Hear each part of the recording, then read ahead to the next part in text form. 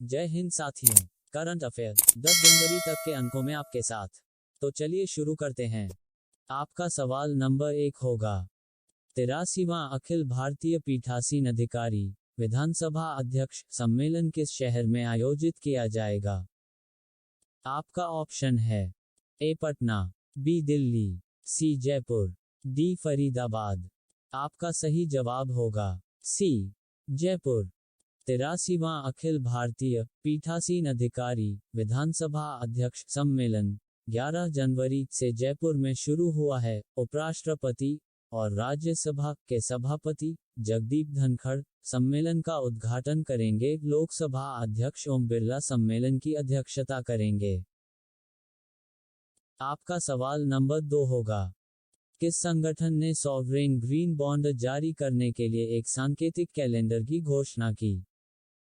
आपका ऑप्शन है A Bharatiya state bank S B I, B I C I bank, C Bharatiya reserve bank R B I, D Punjab national bank.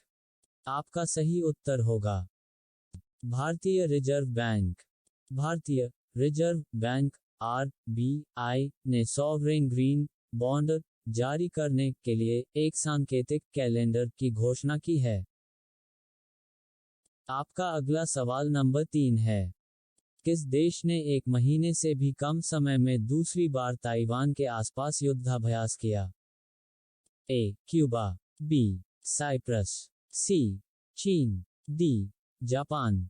आपका सही जवाब होगा चीन।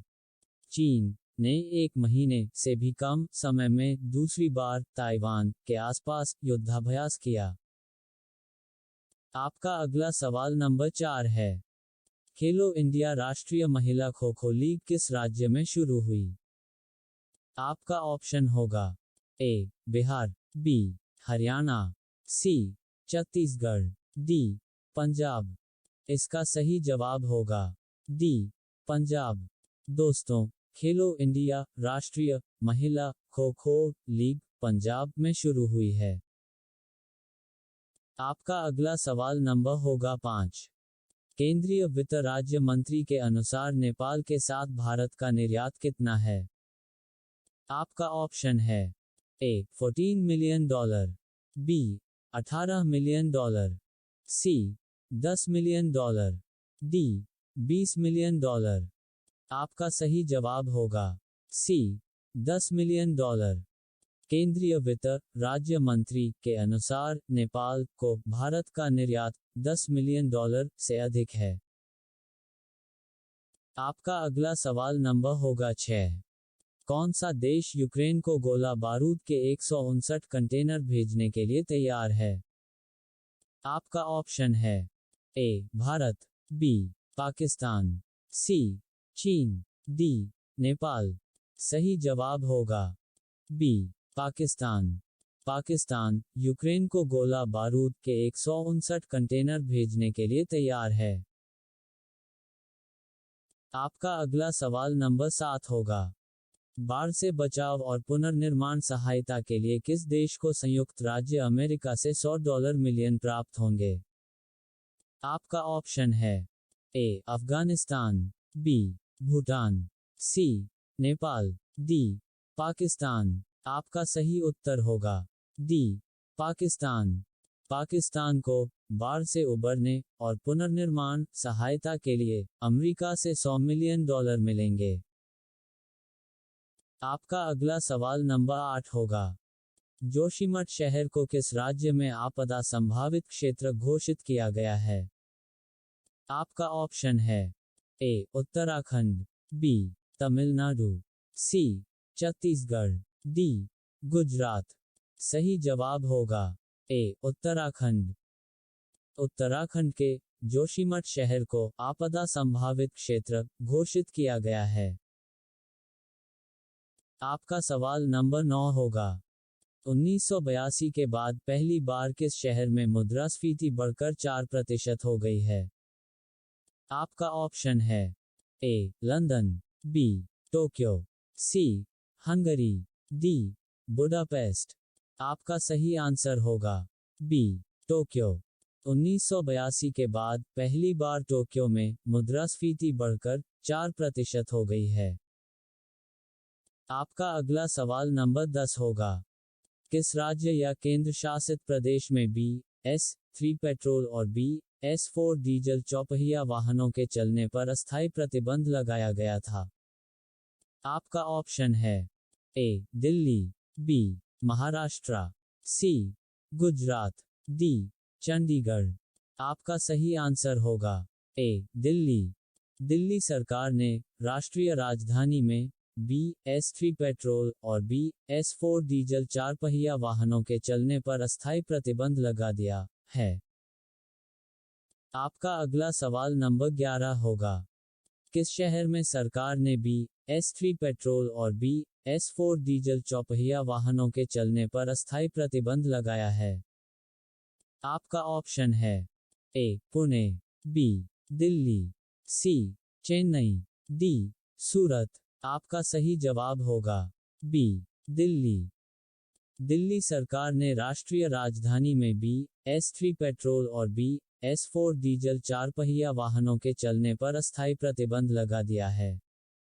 आपको सवालों के जवाब के साथ साथ घटनाक्रम को भी ध्यान में रखना होगा, ताकि किसी भी प्रकार के क्वेश्चन किया जाए तो हमें आंसर मालूम हो।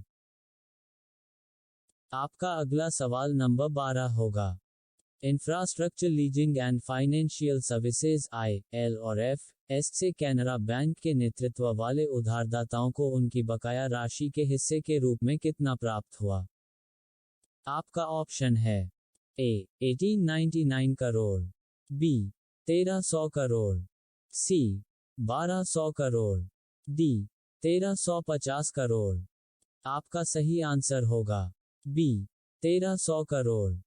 कैनरा बैंक के नेतृत्व में उधारदाताओं को infrastructure leasing and financial services IL और FS से उनके बकाये के हिस्से के रूप में करीब 1300 करोड़ रुपए मिले। आपका अगला सवाल नंबर 13 होगा।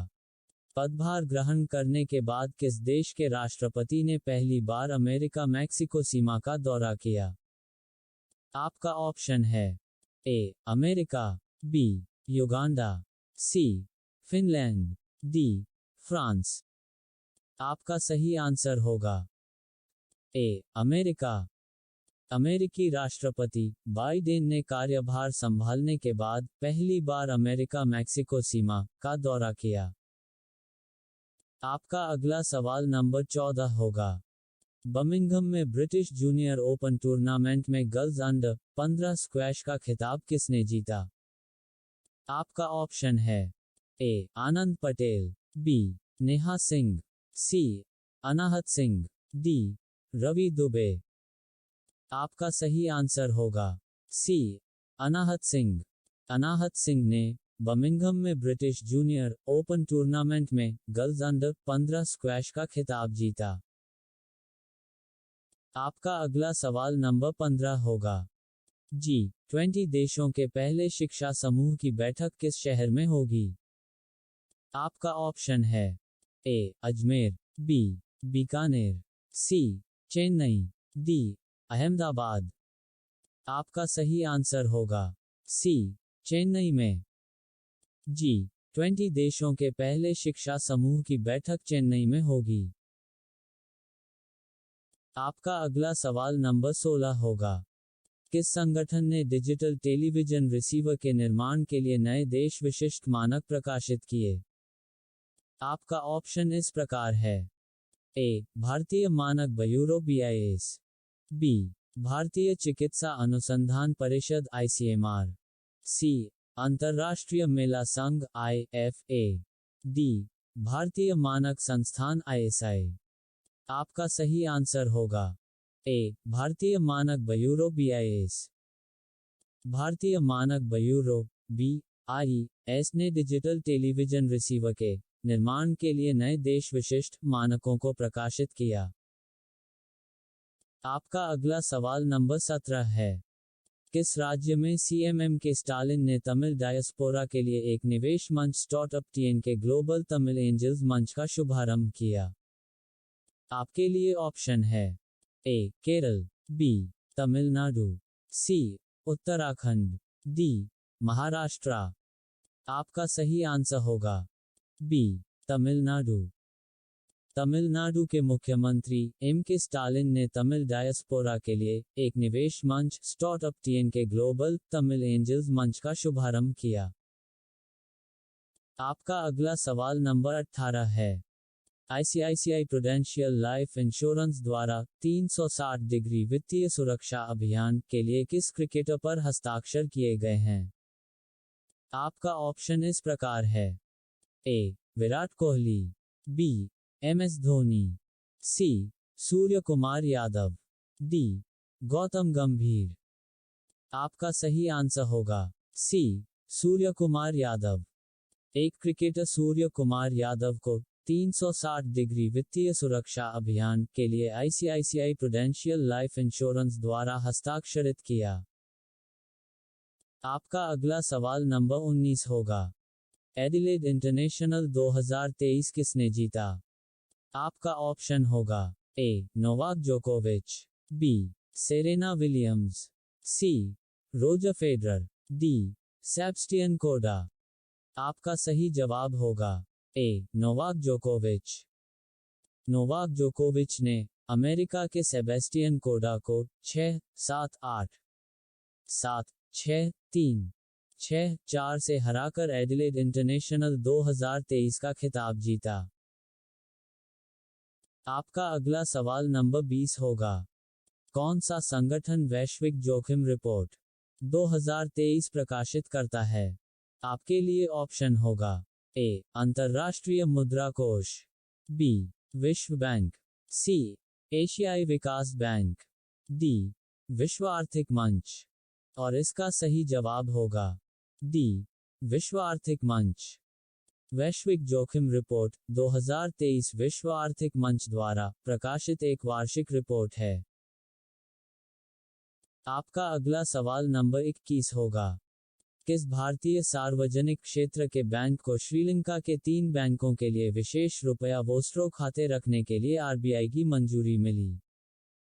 आपका ऑप्शन इस प्रकार के है। A Bharatiya state bank, B Canara bank, C Indian bank, D Punjab national bank. आपका सही आंसर होगा C Indian bank. Indian bank को श्रीलंका के 3 बैंकों के लिए विशेष रुपया वोस्ट्रो खाते रखने के लिए भारतीय रिजर्व बैंक की मंजूरी मिली। आपका अगला सवाल नंबर होगा 22। समुद्रयान मिशन के तहत भारत 3 लोगों को कितनी गहराई तक भेजेगा? आपका ऑप्शन इस प्रकार है। ए 4000 मीटर, बी 5000 मीटर, सी 6000 मीटर, डी 7000 मीटर। आपका सही आंसर होगा सी 6000 मीटर। समुद्रयान मिशन के तहत भारत 3 लोगों को समुद्र तल से 6000 मीटर नीचे भेजेगा। आपका अगला सवाल नंबर होगा 23 होगा। फिल्म आरआरआर से गोल्डन ग्लोब पुरस्कार विजेता गीत नातू नातू की रचना किसने की थी? आपका ऑप्शन है इस प्रकार है। A Rahul Sipligunj, B Chandra Bose, C A R. Rahman, D M Keeravani. आपका सही आंसर होगा D M Keeravani. M Keeravani ने फिल्म आरआरआर से गोल्डन ग्लोब पुरस्कार विजेता गीत नातू नातू की रचना की है। दोस्तों, इसी प्रकार करंट अफेयर, जनरल नॉलेज के सवाल जवाब पढ़ना चाहते हो तो चैनल को सब्सक्राइब और वीडियो को लाइक जरूर कीजिएगा। धन्यवाद।